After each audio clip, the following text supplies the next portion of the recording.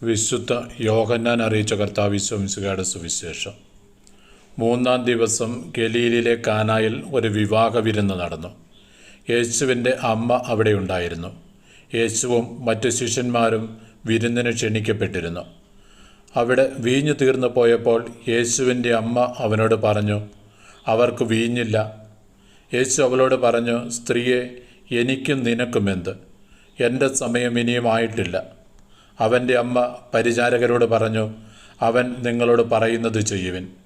യഹൂദരുടെ ശുദ്ധീകരണ കർമ്മത്തിനുള്ള വെള്ളം നിറയ്ക്കുന്ന 6 കൽഭരണികൾ അവിടെ ഉണ്ടായിരുന്നു. ഓരോന്നിലും 2-3 അളവ് കൊള്ളുമായിരുന്നു. ഭരണികളിൽ വെള്ളം നിറയ്ക്കുവിൻ എന്ന് യേശു അവരോട് കൽപ്പിച്ചു. അവർ അവയെല്ലാം വക്കോളം നിറച്ചു. ഇനി പകർന്ന് കലവറക്കാരൻ്റെ അടുത്ത് കൊണ്ടുചെല്ലുവിൻ എന്ന് അവൻ പറഞ്ഞു. അവർ അപ്രകാരം ചെയ്തു. കലവറക്കാരൻ വീഞ്ഞായി മാറിയ ആ വെള്ളം രുചിച്ചു നോക്കി. അത് എവിടെ നിന്നാണെന്ന് അവർ അറിഞ്ഞില്ല. എന്നാൽ വെള്ളം കോരിയ പരിചാരകർ അറിഞ്ഞിരുന്നു.